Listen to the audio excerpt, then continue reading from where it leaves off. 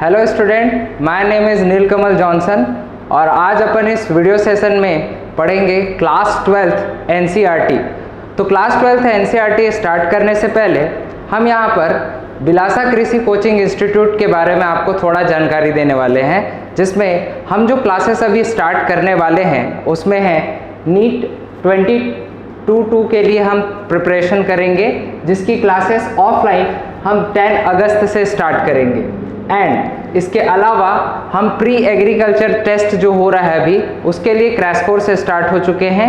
और जो student 11th और 12th प्रिपरेशन करने वाले हैं वो फिजिक्स, केमिस्ट्री, बायोलॉजी अपनी सारी की सारी तैयारी इस offline classes and online classes के थ्रू कर सकते हैं। ऑनलाइन क्लास करने के लिए आप बिलासा कृषि कोचिंग इंस्टीट्यूट का ऐप डाउनलोड कर सकते हैं प्ले स्टोर से और वहाँ सारे लेक्चर्स देख सकते हैं, जिसका आप सब्सक्रिप्शन लेकर 1 year and 2 year programme join कर सकते हैं। Okay, that's it. तो चलिए स्टार्ट करते हैं आज का वीडियो सेशन।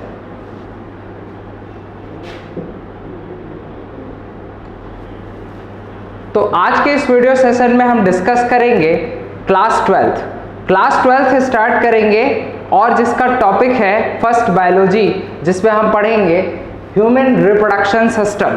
तो सबसे पहले रिप्रोडक्टिव सिस्टम आज अपन ले रहे हैं, जो एनसीईआरटी का चैप्टर नंबर 3 है।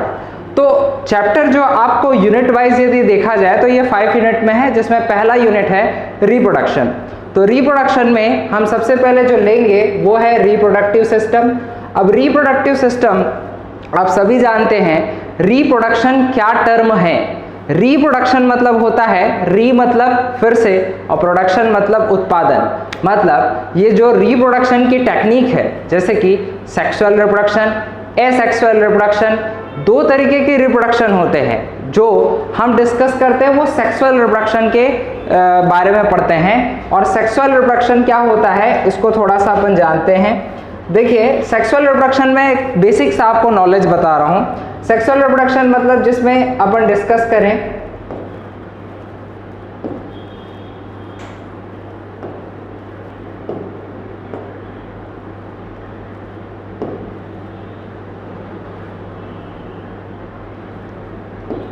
सेक्सुअल रिप्रोडक्शन के बारे में अपन डिस्कस करते हैं तो सबसे पहले क्या होता है, इसमें हम एक कैरेक्टर लेते हैं मेल और एक कैरेक्टर जो होता है वो होता है फीमेल। ये दोनों जाइगोट, दोनों गैमीट का फॉर्मेशन करते हैं। और ये जो गैमीट होता है मेल में, जैसा कि हम देखते हैं मेल में जो गैमीट होता है वो स्पर्म, जैसे कि ये 2n है। फीमेल में जो गैमीट है वो क्या होता है, ओवम। ये क्या है, 2n है। ये दोनों हैप्लॉइड होते हैं और हैप्लॉइड होकर आगे n बनाते हैं। और ये दोनों के दोनों जो गैमीट होते हैं वो आगे जाकर के क्या बना लेते हैं, 2n बना लेते हैं। और ये जो स्ट्रक्चर होती है उसे हम कहते हैं जाइगोट। मतलब मेल गैमीट और फीमेल गैमीट दोनों आपस में मिलकर जाइगोट बनाते हैं। ये जाइगोट एम्ब्रियो बनता है और एम्ब्रियो के बाद क्या बनता है, ये चाइल्ड डेवलपमेंट होता है। तो यही प्रोसेस पढ़ते हैं हम किसमें, रिप्रोडक्शन में। तो ये सेक्सुअल रिप्रोडक्शन का एक पार्ट है, जिसमें मेल गैमीट और फीमेल गैमीट आपस में मिलकर जाइगोट बनाते हैं और जाइगोट से एम्ब्रियो और एम्ब्रियो से क्या बनता है, फिटस बनता है। तो ये एक बेसिक इंट्रो था। अब अपन डिस्कस करेंगे कि रिप्रोडक्टिव सिस्टम जानने से पहले, ह्यूमन रिप्रोडक्टिव सिस्टम जानने से पहले हम ये जान लेते हैं कि इससे जो क्वेश्चन के वेटेज हैं नीट में वो सबसे ज़्यादा होते हैं। तो हम इसे थोड़ा डिटेल डिस्कस करेंगे। तो आइए स्टार्ट करते हैं इस चैप्टर को।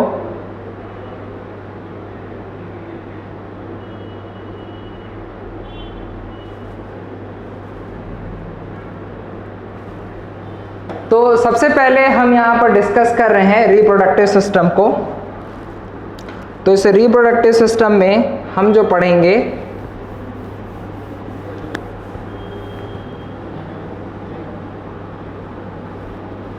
रिप्रोडक्टिव सिस्टम में हम सबसे पहले पढ़ते हैं सेक्स ऑर्गन के बारे में। तो सेक्स ऑर्गन क्या होता है, what is the sex organ. तो सेक्स ऑर्गन जैसे कि यहाँ पर आप देख रहे हैं ये 2 तरीके का होता है। एक प्राइमरी सेक्स ऑर्गन होता है और एक क्या होता है, सेकेंडरी सेक्स ऑर्गन होता है। अब प्रश्न आता है कि what is a primary sex organ and secondary sex organ.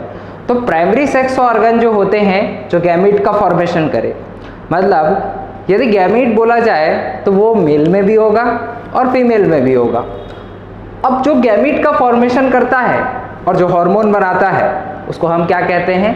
Primary sex organ. और जो इन्हीं गैमीट को आपस में फ्यूज कराए, आपस में मिलाए और मिलाने के लिए जो पाथ प्रोवाइड करे उसको बोलते हैं अपन secondary sex organ. I hope this point is absolutely clear.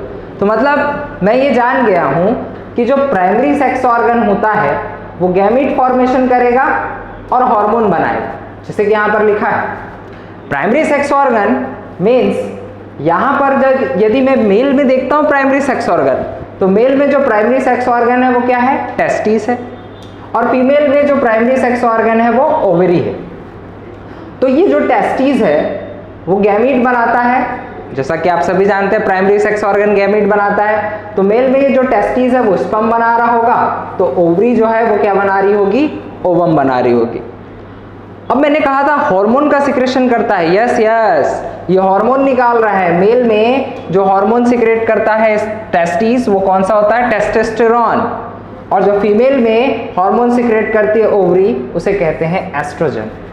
और आप सभी को पता है ये जो टेस्टोस्टेरोन और एस्ट्रोजन हार्मोन होता है ये दोनों सेकेंडरी सेक्सुअल कैरेक्टर को डेवलप करते हैं मेल और फीमेल बोथ में। अब प्रश्न आएगा what is the secondary sexual character? Secondary sexual character जो आफ्टर प्यूबर्टी स्टार्ट होती है, जैसे कि आप सभी जानते हैं मेल में दाढ़ी मूंछ का आना है ना, आर्म्स हेयर क्या होते हैं, फॉलिकल का हेयर फॉलिकल्स क्या होना, डेवलप होना, ये सारे के सारे क्या है? सेकेंडरी सेक्सुअल कैरेक्टर है। आवाज़ का मोटा होना, ठीक है। तो इसको अपन और बाद में डिस्कस करेंगे डिटेल से। अभी अपन जान रहे हैं कि मेल जो होते हैं मतलब जो सेक्स ऑर्गन होता है, प्राइमरी सेक्स ऑर्गन होता है वो कौन होते हैं। तो आपसे क्वेश्चन पूछेगा मेल में प्राइमरी सेक्स ऑर्गन क्या होता है? टेस्टिस। कौन सा हार्मोन सिक्रेट करता है? टेस्टोस्टेरोन। अच्छा, इसको एंड्रोजन हार्मोन के नाम से भी जानते हैं, ध्यान रखिएगा। इसके अलावा फीमेल में सेकेंडरी सेक्स ऑर्गन कौन सा है? तो आप बोलेंगे ओवरी। क्या सिक्रेट करता है, मतलब क्या गैमेट बनाता है? हम बोलेंगे ओवम। अच्छा, कौन सा हार्मोन है? एस्ट्रोजन। तो ये थी प्राइमरी सेक्स ऑर्गन की बात। अब यदि हम प्राइमरी सेक्स ऑर्गन के बाद यदि आगे बढ़ते हैं यहीं पर और इसी को हम आगे देखें सेकेंडरी सेक्स ऑर्गन के बारे में। What is the secondary sex organ? मैंने कहा जो गैमीट को फ्यूज कराए और उस गैमीट को फ्यूज कराने के लिए जो पाथ प्रोवाइड करे उसे हम सेकेंडरी सेक्स हार्मोन कहते हैं, ठीक है, सॉरी सेक्स ऑर्गन कहते हैं। तो मेल में और फीमेल की बात करते हैं। तो यहाँ पर सबसे पहला मेल में है पेनिस। One second.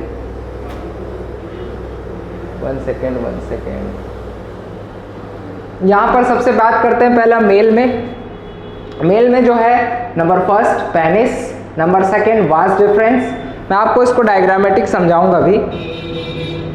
थर्ड होता है सेमिनल वेसिकल और चौथा होता है एपिडिडामिस। तो यहाँ पर ये मेल के सेकेंडरी सेक्स ऑर्गन है। और वैसे ही फीमेल में हम देखें तो फीमेल में यदि देखते हैं तो यहाँ पर है vagina, number second uterus, number third fallopian tube. तो ये जो है सेकेंडरी सेक्स ऑर्गन कहलाते हैं। इसके अलावा यहाँ पर आपने एक स्ट्रक्चर देखा होगा जिसे मैंने कहा ब्रेस्ट। अब ये जो होता है उसे ना तो प्राइमरी सेक्स ऑर्गन कहते हैं और ना सेकेंडरी सेक्स ऑर्गन कहते हैं। तो फिर ऐसे में इसे क्या कहा जाता है? देखो एक्चुअल में ये ना तो गैमीट बनाता है और ना ही इस गैमीट्स के फ्यूज़न के लिए कोई पाथ प्रोवाइड करता है और इवन ना तो कोई हार्मोन का सिक्रेशन करता है। तो आपको ये बात तो समझ में आ गई है कि ये ना तो प्राइमरी सेक्स ऑर्गन है तो सेकेंडरी सेक्स ऑर्गन है, इसलिए इसे एक्सेसरी सेक्स ऑर्गन कहा जाता है। आई होप ये सारी की सारी बातें आप सभी को समझ में आई होगी। इसके बाद हम आगे चलते हैं और सबसे पहले देखते हैं कि मेल रिप्रोडक्टिव स्ट्रक्चर जो होता है, मेल रिप्रोडक्टिव सिस्टम जो होता है उसकी जनरल एनाटॉमी पढ़ते हैं और उसमें एक फिजियोलॉजी पढ़ते हैं। तो सबसे पहले मैं जनरल एनाटॉमी आपको डिस्कस करूंगा। तो सबसे पहले मैं आप लोगों को टेस्टिस के बारे में बताऊं उससे पहले बताता हूं कि ये टेस्टिस कहाँ रखा हुआ है। तो सबसे पहला पॉइंट मैं इसमें डिस्कस करूंगा, उसका नाम है स्क्रोटम। स्क्रोटम जहां पर टेस्टिस क्या हुआ है, रखा हुआ है। तो आप ये फर्स्ट डायग्राम देख पा रहे हैं। इस फर्स्ट डायग्राम में मैं आपको एक्सटर्नल व्यू ऑफ स्क्रोटम दिखा रहा हूं। एक्सटर्नल व्यू, बाहर से आप देख पा रहे हैं ये जो कवर है, एक पाउच लाइक स्ट्रक्चर आपको देखने को मिल रहा है। और इस पाउच लाइक स्ट्रक्चर में आपको इसके अंदर यदि चाहेंगे तो हमको क्या दिखाई देता है, टेस्टिस दिखाई देता है, जो वन पेयर होता है। समझ रहे हैं? तो यहां से मैं देख पा रहा हूं कि ये टेस्टिस को यदि मैं एक्सटर्नल व्यू से देखा तो मुझे ये इस टाइप से दिखाई देता है। आप इसको कहते हैं स्किन। सॉरी, ये थोड़ा सा गड़बड़ हो गया है। इसे कहा जाता है स्किन। तो सबसे बाहर वाला जो आउटर स्ट्रक्चर होता है इसको अपन क्या बोलते हैं, स्किन कहते हैं। इसके अंदर मैं इसको यदि इस पार्ट को यदि कट करके देखूं तो मेरे को इस स्क्रोटम में क्या दिखाई देता है, ये देखो इस तरीके से इसके अंदर टेस्टिस है, लेकिन इसके ऊपर मेरे को दो मसल्स देखने को मिलते हैं। ये देखो इस तरीके से ये जो मसल है, इस मसल को क्या बोलते हैं, क्रीमास्टर मसल। और इसी का जो आउटर लाइन में आपको जो दिखाई दे रहा है ये वाला, इस आउटर लाइन वाले स्ट्रक्चर को क्या बोलते हैं, डॉर्टस मसल। तो यहाँ पर दो टाइप के अपन को मसल्स देखने को मिलते हैं, क्रीमास्टर मसल होता है, दूसरा डॉर्टस मसल होता है। अच्छा, ये क्या काम करते हैं? तो डॉर्टस मसल जो होता है वो टेम्परेचर कंट्रोल करता है, किसका, टेस्टिस का। मतलब जैसे कि देखा होगा गर्मी के दिन और ठंडी के दिनों में, गर्मी के दिनों में देखा जाए जो ये टेस्टिस होता है वो टेस्टिस क्या हो जाता है, थोड़ा सा मतलब मसल्स को क्या कर देता है, गर्मी के दिनों की बात कर रहे हैं तो उसमें क्या कर देता है, ये मसल उसको रिलैक्स कर देता है। लेकिन ठंड के दिनों में देखा जाए तो यही मसल उसको क्या कर देता है, कॉन्ट्रैक्ट कर देता है।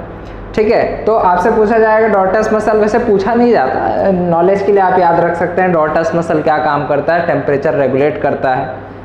और इसके अलावा यदि हम इसके आगे स्ट्रक्चर में देखें तो ये आपको देखो ये टेस्टिस दिखाई दे रहा है। ठीक है, वन पेयर टेस्टिस आपको यहाँ पर देखने को मिल रहा है। इसके बाद बहुत सारे स्ट्रक्चर को अपन यहाँ पर देखते हैं। जैसे कि मैं इस स्ट्रक्चर को और थोड़ा सा डिटेल डिस्कस करूँ, आपको स्क्रोटम के बारे में समझ में आया, पाउच लाइक स्ट्रक्चर है जिसके अंदर टेस्टिस है। टेस्टिस में यहाँ पर दो टाइप के मसल्स है, क्रीमास्टर मसल है, डॉर्टस मसल है। डॉर्टस मसल टेम्परेचर रेगुलेट करता है। अच्छा, तो ये सारी बातें समझ में आ गई है। अब ये स्ट्रक्चर, आप ये जो व्यू देख रहे हैं, इसे मैं आप लोगों को जनरल और सिंपल टर्म में यदि समझाऊं तो ये दिखता कैसा है।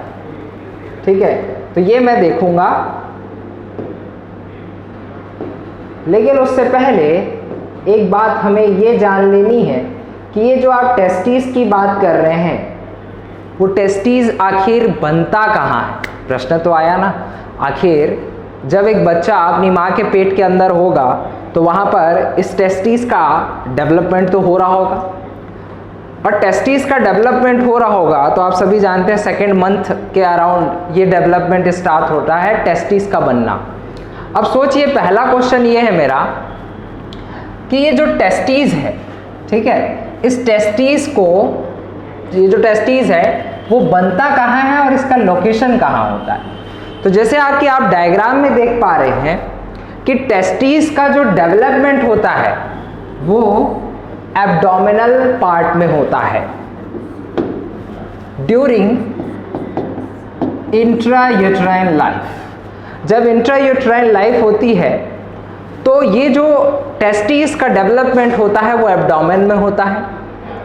कौन से मंथ में होता है तो हम यहाँ पर बताते हैं ये जो डेवलपमेंट होता है वो सेकेंड मंथ के अराउंड होता है। ठीक है, और मैं कहता हूं कि ये जो टेस्टिस है वो 7 मंथ के आते आते, बर्थ से पहले तक, कब, 7 मंथ के आते आते बर्थ के पहले तक, ये आप देख पा रहे हैं ये टेस्टिस जो है वो धीरे धीरे धीरे धीरे करके कहाँ, ये स्क्रोटम जो अभी अपन पढ़े थे उसमें आकर क्या हो गया, डिसेंड कर गया। कभी कभी ये जो टेस्टिस है वो इस स्क्रोटम में वापस आ ही नहीं पाता। मेरा प्रश्न ये भी है कि आखिर ये एब्डोमेन में बना है तो ये स्क्रोटम में क्यों आया। आप सभी को पता है, मैंने अभी अभी बताया कि टेस्टिस जो होती है वो स्पर्मेटोजेनेसिस मतलब स्पर्म का निर्माण करती है, और स्पर्म के निर्माण के लिए चाहिए टेम्परेचर, लेकिन टेम्परेचर चाहिए जो बॉडी का टेम्परेचर होता है उस बॉडी के टेम्परेचर से लो टेम्परेचर होना चाहिए स्पर्म के डेवलपमेंट के लिए। इसीलिए जो रिप्रोडक्टिव पार्ट होता है वो आउटसाइड ऑफ एब्डोमेन होता है, जहां का टेम्परेचर 2 से 3 डिग्री सेल्सियस यहाँ का टेम्परेचर क्या होता है, कम होता है। अच्छा, तो गैमीट कहाँ बनता है, तो हो गया आंसर एब्डोमिनल में।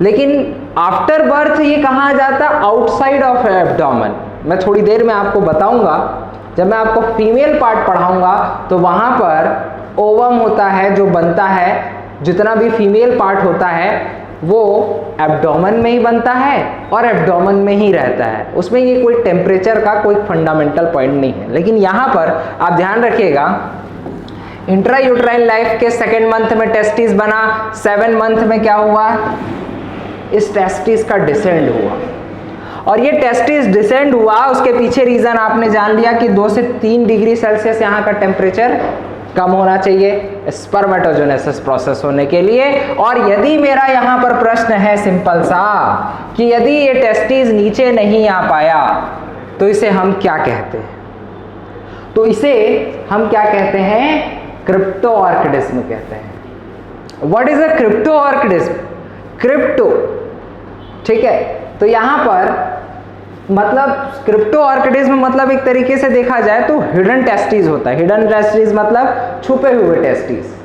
तो मतलब ये कंडीशन है जिसमें एक टेस्टिस या दोनों टेस्टिस कभी कभी एब्डोमेन से स्क्रोटम में आ ही नहीं पाते, तो उसे क्या कहा जाता है, क्रिप्टो ऑर्किडिज्म, ठीक है। अब कभी कभी जो टेस्टिस होता है जो ऊपर से नीचे नहीं आ पाया स्क्रोटम में, तो हम कह सकते हैं कि यहाँ पर इसमें हमको क्या करना पड़ता है, ऑर्कियोपेक्सी। ऑर्कियोपेक्सी मतलब होता है टेस्टिस को क्या करना, सर्जिकल मेथड के थ्रू एब्डोमेन से कहाँ तक लाना, स्क्रोटम तक लाना। तो ऑर्कियोपेक्सी, पैक्सी करना मतलब एक तरीके से अपन उसको सेट करते हैं, ठीक है, जो भी टेस्टिस जो हिडन रहता है उसे, ठीक है। और उसके बाद नेक्स्ट अपन देखें यहाँ पर, तो मैं आपको डॉर्टस मसल के बारे में पहले ही बता चुका हूँ, क्रीमेस्टर मसल के बारे में मैं आपसे डिस्कस कर चुका हूँ। What is a gubernaculum and what is a inguinal canal. तो यहाँ पर हम लोगों को 2 स्ट्रक्चर देखने को मिल रहा है, गुबर्निकुलम या जिसको मेसोर्कियम कहते हैं, और ये इंग्वाइनल कैनाल क्या होता है। इस चीज़ को समझने के लिए मैं आपको एक छोटी सी बात बताता हूँ। यदि इसी डायग्राम को अपन अच्छे से देखें, यदि इसी डायग्राम को हम सही तरीके से देखें, तो आप इस स्ट्रक्चर को यदि मैं बनाकर देखूं, तो हम यदि इसे ऐसे देखते हैं टेस्टिस को, ठीक है, एक डायग्राम से मैं आपको बताता हूं। जैसे ये एक टेस्टिस है और ये यहाँ पर इस तरीके से डिसेंड हो गया, ऊपर से आकर के ये क्या हुआ, इस जगह पर आकर डिसेंड हुआ। तो ये जो टेस्टिस होता है ये इस तरीके से नीचे क्या हो जाता है, अटैच हो जाता है, ठीक है। तो यहाँ से ये कनेक्ट हो जाता है, और ये जो कनेक्शन होता है इसी को अपन क्या बोल देते हैं यहाँ पर, गुबर्निकुलम या मेसोर्कियम।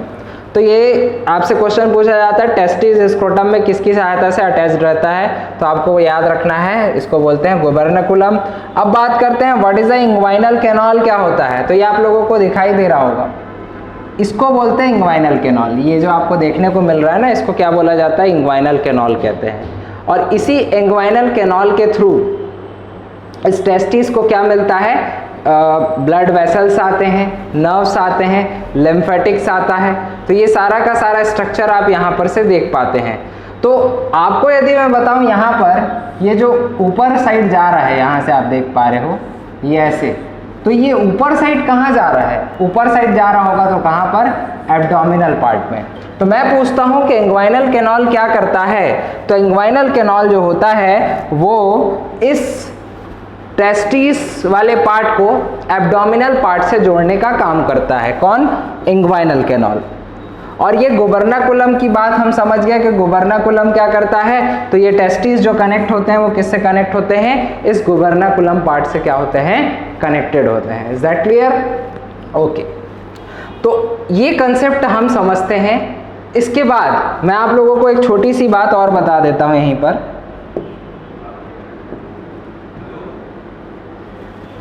यहीं पर यदि अपन एक डिस्कस करें तो टेस्टिस में हमने देखा कि यदि टेस्टिस का एक डायग्राम यदि मैं रिप्रेजेंट करता हूं ऐसा टाइप से, तो यहाँ पर से ये आपको ऐसा स्ट्रक्चर ये देखने को मिलता है। आगे पढ़ेंगे तो समझ में आएगा। ये जो स्ट्रक्चर है, यहीं से कुछ स्पर्म को ले जाने वाले ट्रैक निकलते हैं। इसे क्या कहा जाता है, वास डिफरेंस। तो मैं एक टेस्टिस में आपको एक बता दूं कि टेस्टिस में यहीं से ये जो एक कॉर्ड होता है, जैसे कि हम लोगों ने यहाँ पर पढ़ा इंग्वाइनल कैनाल पढ़ा, तो इंग्वाइनल कैनाल जब आप लोगों ने पढ़ा, ये इस तरीके का डायग्राम, सॉरी,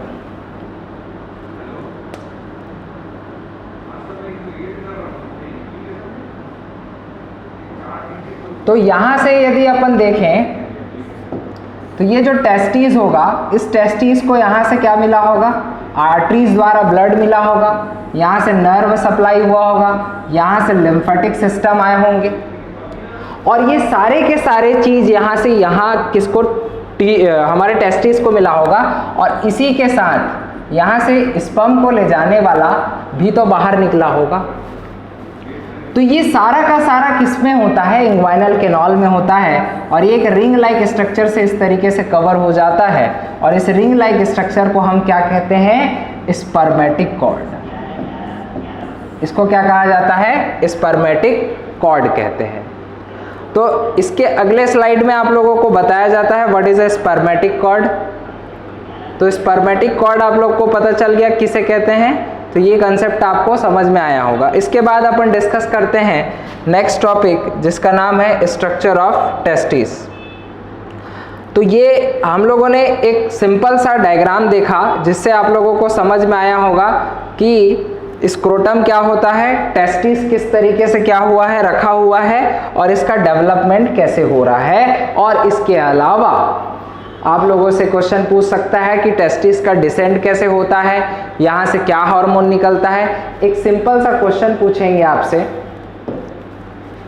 एक सिंपल सा क्वेश्चन का जवाब दीजिएगा कि यदि टेस्टिस का यदि अपन डेवलपमेंट देख रहे हैं, तो उस टेस्टिस के डेवलपमेंट होने के लिए जब वो इंट्रायूट्राइन लाइफ में था, तब उस टाइम इसका निर्माण किसने किया होगा। समझ रहे हो, मतलब ये जो गैनेट्स बन रहे हैं सेकेंड मंथ में, तो सेकेंड मंथ में ये जो गोनेट्स बन रहा है, ये गोनेट्स किसके द्वारा बना होगा, तो आंसर क्या है, HCG। क्या आंसर है, HCG। इसको बोलते हैं ह्यूमन कोरियोनिक गोनाडोट्रोपिन हार्मोन। क्या कहलाता है ये, ह्यूमन कोरियोनिक गोनाडोट्रोपिन। भैया गोनेट्स का डेवलपमेंट HCG करता है। तो 7 मंथ में जो डिसेंडिंग होता है, वो थोड़ी मात्रा में इस HCG के हार्मोन की वजह से ही क्या करता है, डिसेंड करता है, थोड़ा बहुत टेस्टोस्टेरोन भी निकालता है। तो ये क्वेश्चन हमसे क्या किया जा सकता है, पूछा जा सकता है। तो ये आपको समझ में आ गया। इसके बाद हम डिस्कस करते हैं आगे नेक्स्ट स्ट्रक्चर ऑफ टेस्टिस के बारे में।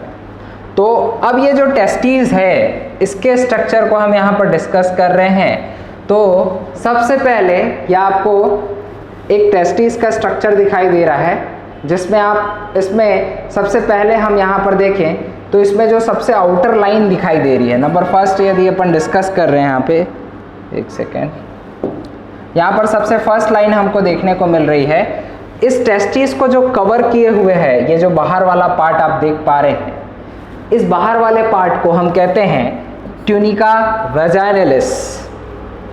ट्यूनिका वेजाइनलिस के दो पार्ट होते हैं, बाहर वाला कहलाता है पैराइटल लेयर और अंदर वाले लेयर को कहते हैं विसरल लेयर। इसके बीच वाली जो गुहा होती है, उसे खाली गुहा को हम क्या बोल देते हैं, कैविटी कह देते हैं। ध्यान रखिएगा, जो ट्यूनिका वेजाइनलिस होता है वो टेस्टिस को हाफ पार्ट में ही क्या करता है, ये देखो कवर करके रखता है। इधर इस साइड इसकी कवरिंग नहीं होती है। तो ये क्वेश्चन आपसे ये पूछा जाता है कि इसकी कवरिंग कहाँ तक के होती है। इसके बाद हम ये देखें, इसका जो सेकेंड लाइनिंग है, फर्स्ट लाइनिंग तो समझ में आ गया ये क्या है फर्स्ट लाइनिंग। सेकेंड लाइनिंग में हम देखते हैं, सॉरी इसके बाद है जो हमारा, ये तो फर्स्ट लाइनिंग हो गया, ये फर्स्ट लाइनिंग हो गया ट्यूनिका वेजाइनलिस। इसके बाद आता है अपन इसमें सेकेंड लाइन जो देखते हैं अंदर वाला, इस वाले पार्ट को कहा जाता है ट्यूनिका एल्बुजिनिया।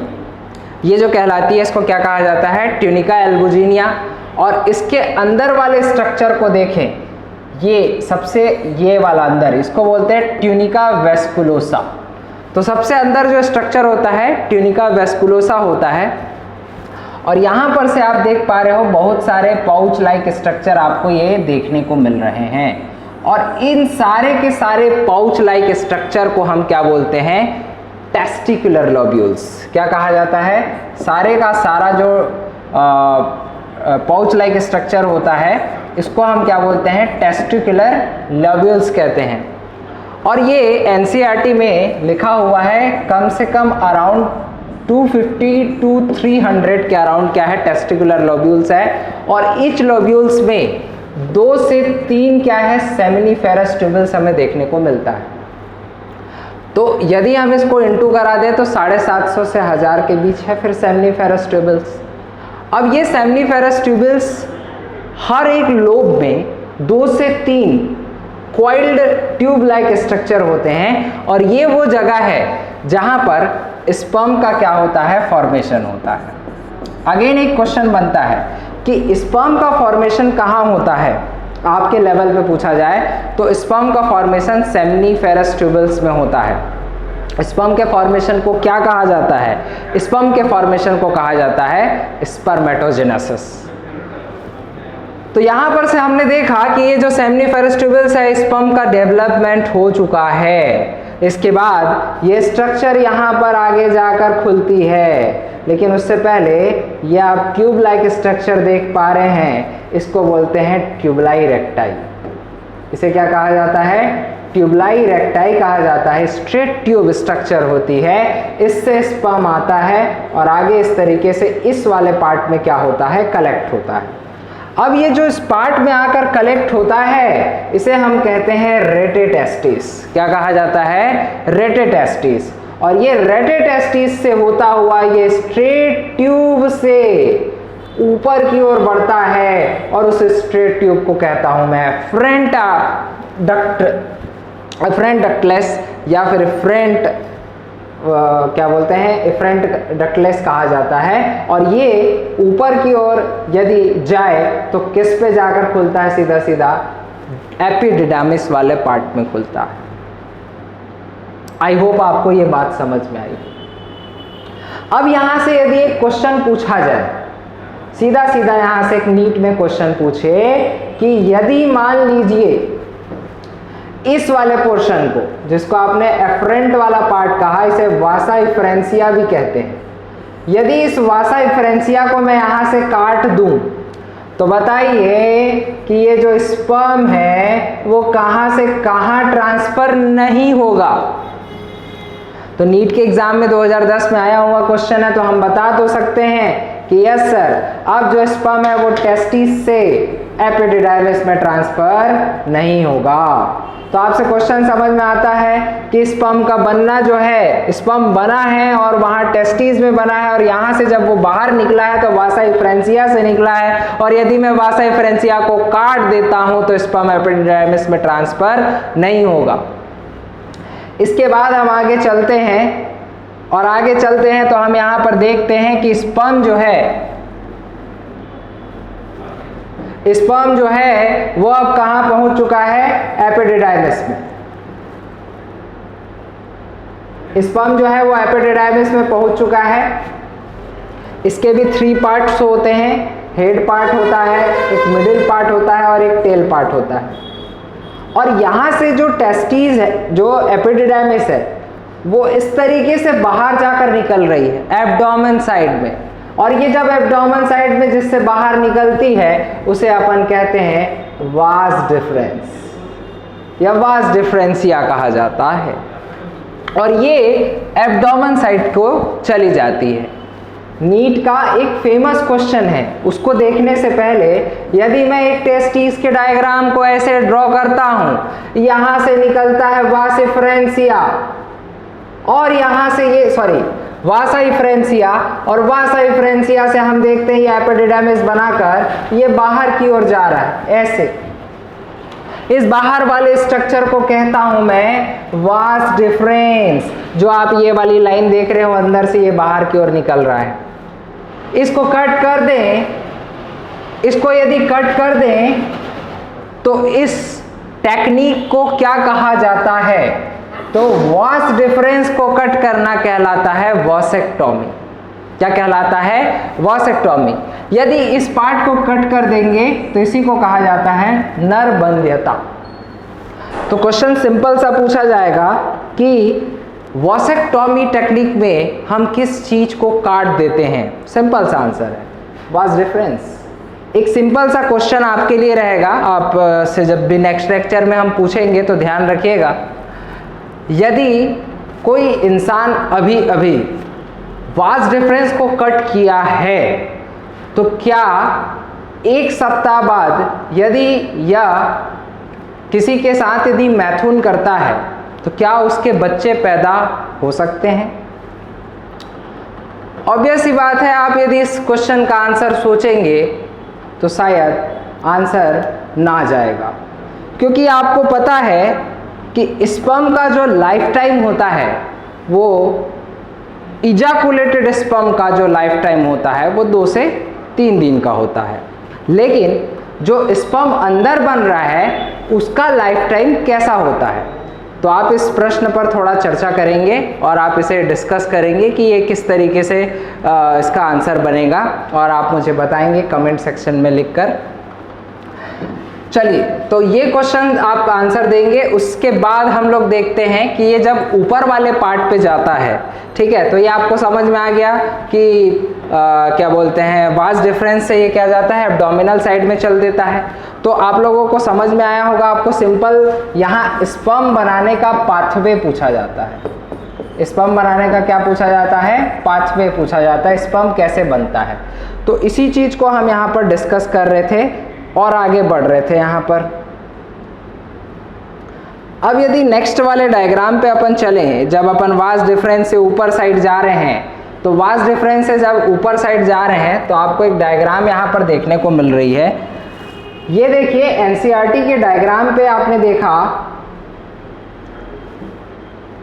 एनसीईआरटी के डायग्राम पे देखा कि ये जो स्ट्रक्चर है वो क्या है? टेस्टिस है, ठीक है, ये टेस्टिस है। टेस्टिस के बाद नंबर सेकंड पे क्या आया?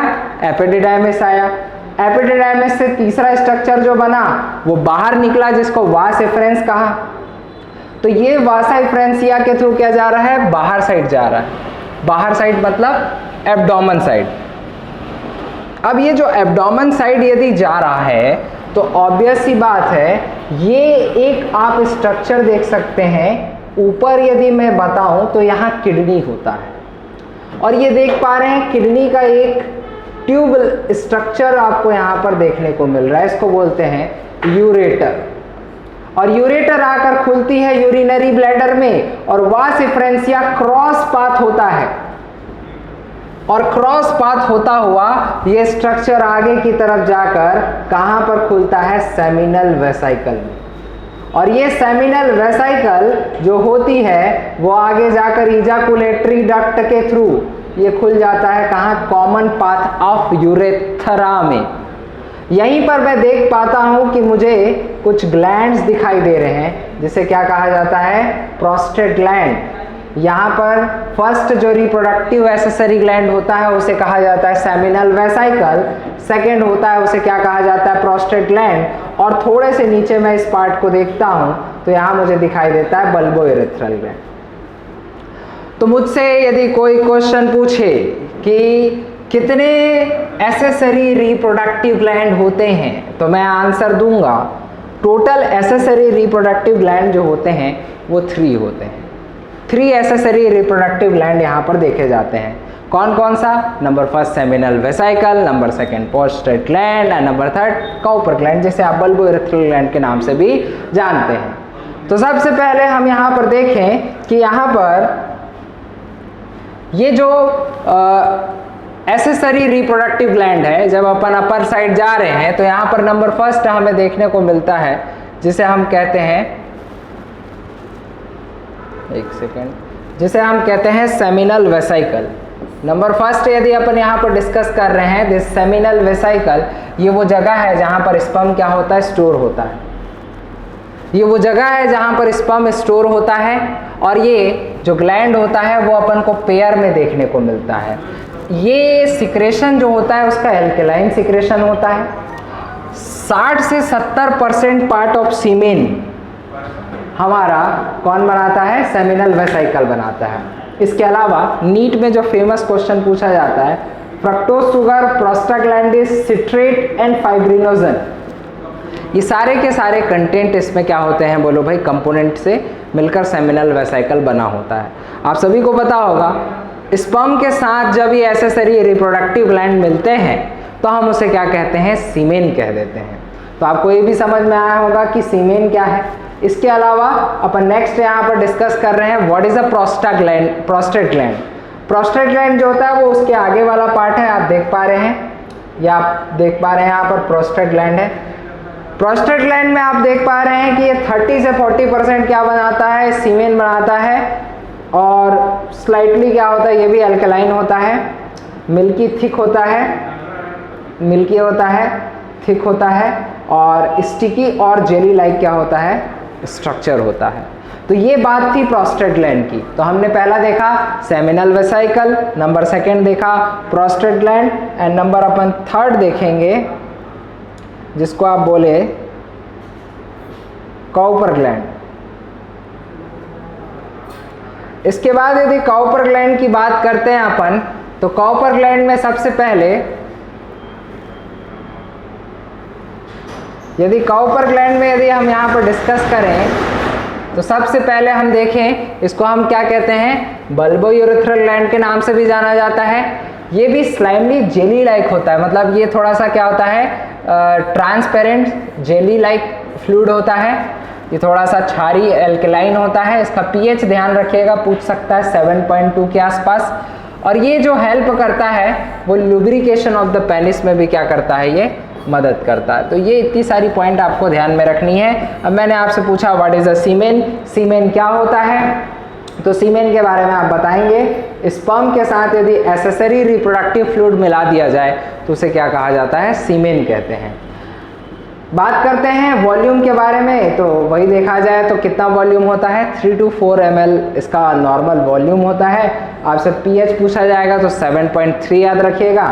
नॉर्मल स्पर्म काउंट यदि देखा जाए तो normal sperm count 20 to 120 million पर ml। 1 ml में 20 से लेके 120 मिलियन के आसपास क्या होता है, स्पर्म काउंट होता है।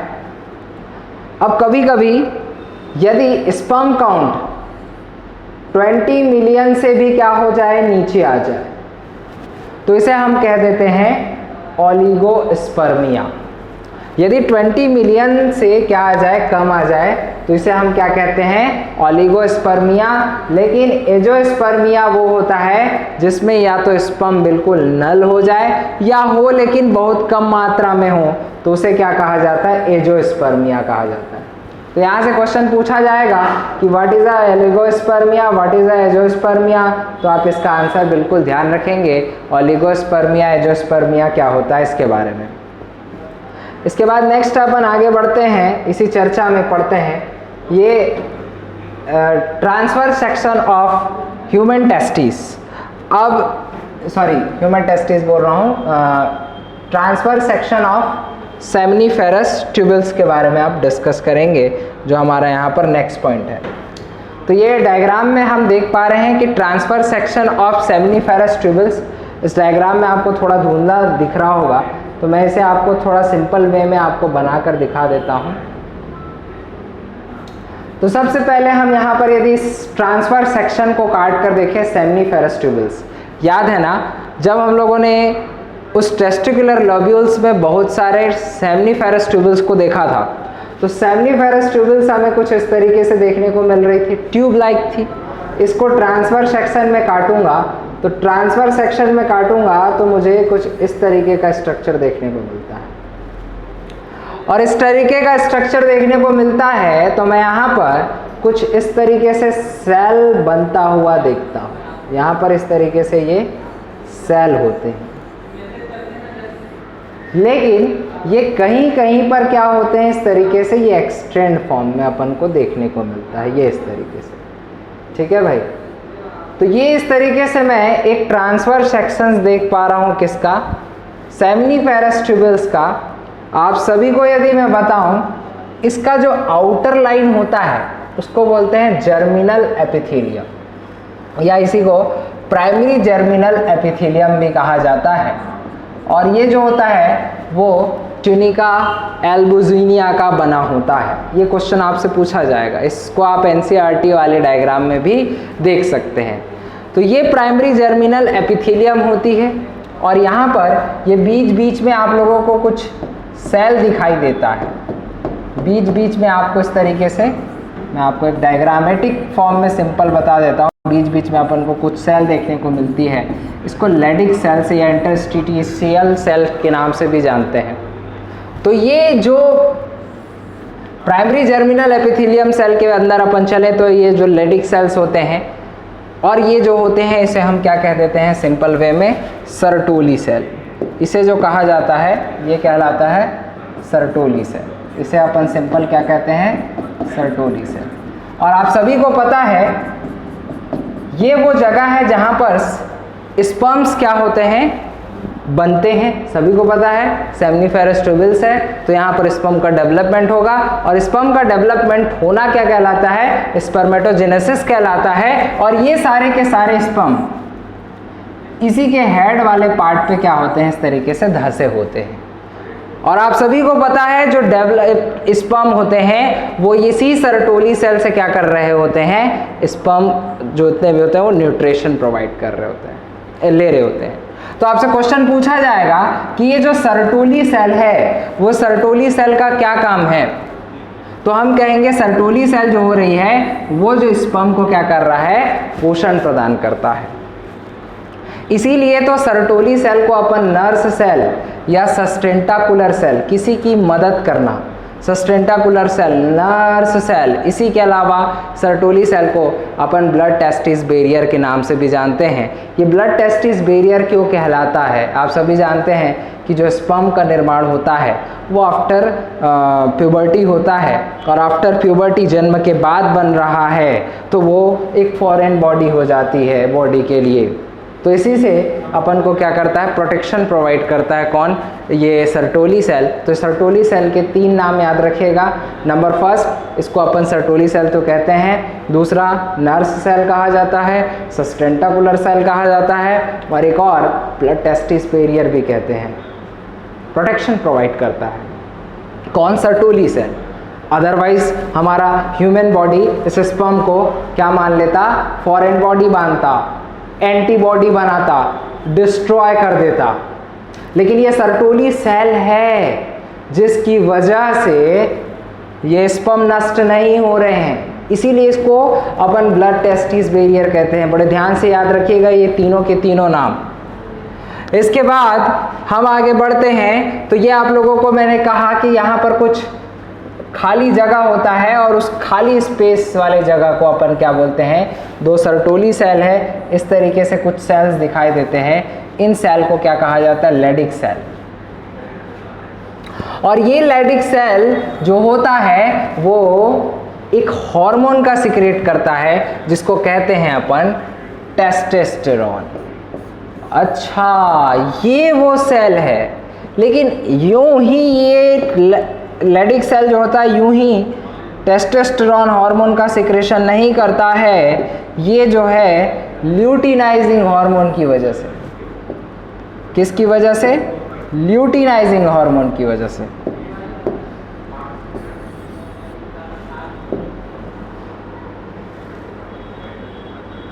चल क्यों नहीं रहा है यार।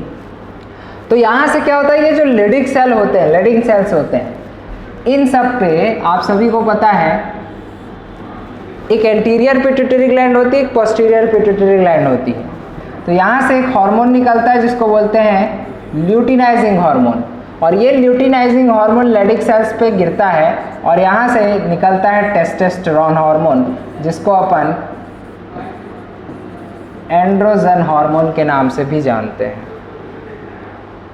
तो ये एक सिंपल सा स्ट्रक्चर था जो आपको समझ में आया। जर्मिनल एपिथेलियम क्या है, लेडिक सेल से कौन सा हार्मोन निकलता है, सर्टोली सेल क्या कहलाता है, और यहाँ पर जो आप देख पा रहे हैं ये फर्स्ट जो ये स्ट्रक्चर है, एनसीईआरटी में ये स्ट्रक्चर्स आपको बहुत सारे दे रखे हैं, ये स्पर्मेटोगोनियम कहलाते हैं।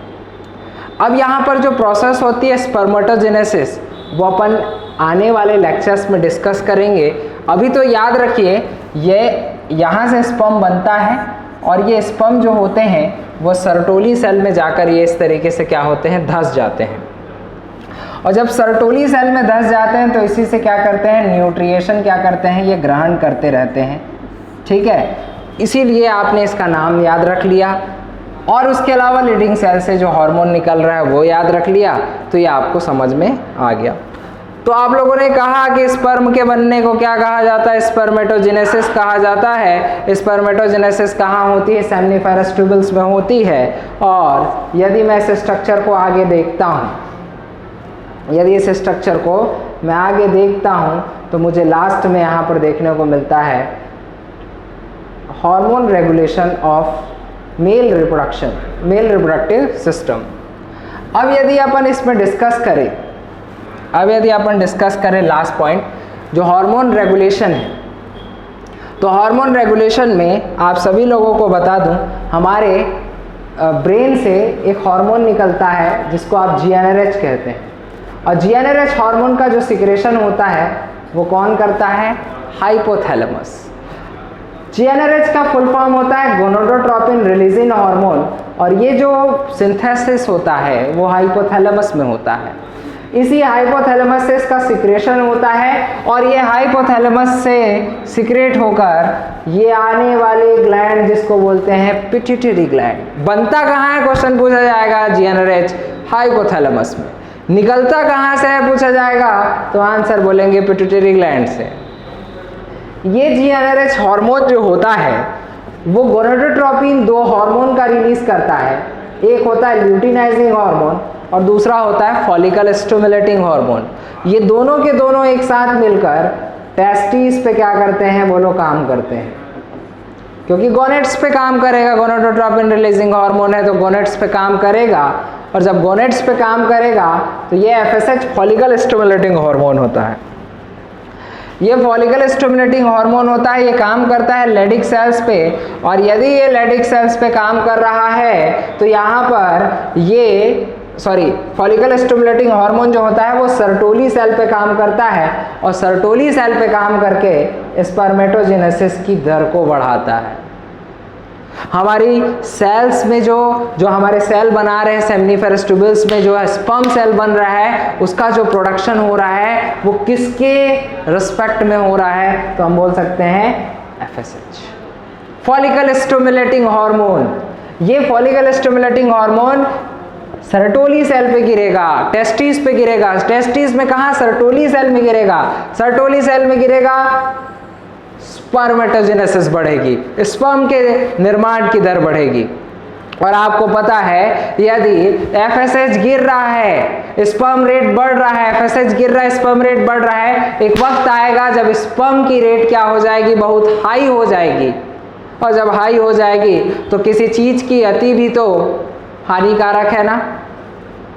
स्पर्मेटोजेनेसिस प्रोसेस बहुत ज़्यादा हो रहा है, इसको रोकने के लिए जब इसका लेवल हाई होता है तो देखिए एक हार्मोन निकलता है जैसे हम इनहिबिन कहते हैं। सिंपल सा क्वेश्चन आता है कि इनहिबिन कहाँ से सिक्रेट होता है, तो हम कहते हैं इनहिबिन ये सर्टोली सेल सिक्रेट करता है, और ये तुरंत देखिए ये इनहिबिन तुरंत जाकर एंटीरियर पिट्यूटरी ग्लैंड को और ये हाइपोथैलेमस को नेगेटिव फीडबैक दे देता है। सोच कर देखो, जब स्पर्मेटोजेनेसिस हाई हुआ तो तुरंत कौन सा प्रोटीन कंटेंट निकला, inhibin. Inhibin anterior pituitary gland और हाइपोथैलेमस जाकर नेगेटिव फीडबैक देगा, तो सोच के देखो, ये जीएनआरएच गिरा रहा था, जीएनआरएच इसको बोल रहा था, लेकिन अब ये दोनों को नेगेटिव फीडबैक मिल गया तो एफएसएच निकलना बंद हो गया, स्पर्मेटोजेनेसिस की दर वापस कम हो गई। यही तो क्वेश्चन आया था अभी अभी नीट 2018 में कि इन्हिबिन किस हार्मोन को सप्रेस करता है। सीधा सा आंसर था फॉलिकल स्टिमुलेटिंग हार्मोन। किसी चीज की अति जरूरी नहीं, यदि अति हुई है तो उसे कम करना अनिवार्य है। इसके अलावा यहाँ पर एक और बात, दूसरी सेल जिसे अपन लेडिक सेल कहते हैं, और ये लेडिक सेल जो होता है इस पर निकलता है ल्यूटिनाइजिंग हार्मोन, और ये ल्यूटिनाइजिंग हार्मोन होता है वो लेडिक सेल से हार्मोन निकालता है टेस्टोस्टेरोन, और ये टेस्टोस्टेरोन जो होता है उसे कहा जाता है एंड्रोजेनिक हार्मोन, और ये एंड्रोजेनिक इफेक्ट शो करता है, सेकेंडरी सेक्सुअल कैरेक्टर शो करता है। इसका भी जब एक्सेस हो जाता है तो ये आगे जाकर यहाँ पर पिट्यूटरी ग्लैंड और हाइपोथैलेमस को भी क्या दे देते हैं, नेगेटिव फीडबैक दे देते हैं, और स्पर्म जो बन रहा, जो टेस्टोस्टेरोन है उसका भी लेवल लो हो जाता है। सोच कर देखिए ना, यदि ये निगेटिव फीडबैक नहीं मिलता टेस्टोस्टेरोन का, तब तो सेकेंडरी सेक्सुअल कैरेक्टर बढ़ जाते। इंसान गुस्सा कर रहा है तो बहुत ज़्यादा मतलब क्रोधित अवस्था में रहता दिन भर। सेकेंडरी सेक्सुअल कैरेक्टर, आवाज़ मोटा हुआ तो आवाज़ एकदम से मोटा हो जाता, हेयर फॉलिकल डेवलप हो रहे तो इतने लंबे लंबे बाल हो जाते। एक एग्जाम्पल की बात है, आप मेरी बातों को समझ पा रहे होंगे। तो ये सारी की सारी जो कंट्रोल होती है वो हार्मोन रेगुलेशन कहलाता है। ठीक है, यहां पर से एक और बात मैं आप लोगों को बता देता हूं। यहां पर से सिंपल सा क्वेश्चन एक और पूछा जाता है, एंड्रोजन बाइंडिंग प्रोटीन। यहां पर से एंड्रोजन बाइंडिंग प्रोटीन सीक्रेट होती है, और ये एंड्रोजन बाइंडिंग प्रोटीन स्पर्मेटोजेनेसिस की दर को बढ़ाने का काम करती है। स्पर्मेटोजेनेसिस की दर बढ़ेगी तो यहाँ से इन्हिबिन निकलेगा तो यहाँ से इन दोनों को नेगेटिव फीडबैक मिलेगा और वापस स्पर्मेटोजेनेसिस की दर कम हो जाएगी। तो किसने बढ़ाया है, तो एंड्रोजन बाइंडिंग प्रोटीन, और किसने कम किया है, तो आंसर जाएगा इन्हिबिन। बहुत फेमस क्वेश्चन, 5 स्टार लगा लेना, यहाँ से क्वेश्चन पूछे जाते हैं। तो आई होप आप लोगों को मेल रिप्रोडक्शन समझ में आया होगा। हम लोगों ने आज खत्म किया है मेल रिप्रोडक्टिव सिस्टम। इसमें 2 स्ट्रक्चर बचे हैं, एक है स्पर्म का फॉर्मेशन कैसे होता है, एक बचा है स्पर्म कैसे बनता है, और दूसरा स्पर्म की जनरल एनाटॉमी पढ़ेंगे थोड़ा सा नेक्स्ट लेक्चर में। आज के लिए इतना ही। आई होप आप सभी को समझ में आया होगा। यदि किसी को इस लेक्चर में कोई भी किसी टाइप का डाउट है तो आप कमेंट सेक्शन में हमसे पूछ सकते हैं। वीडियो कैसा लगा, यदि अच्छा लगा हो तो लाइक ज़रूर करिए, सब्सक्राइब करिए और अपने दोस्तों के साथ शेयर भी कीजिए। ओके, मिलते हैं नेक्स्ट लेक्चर में।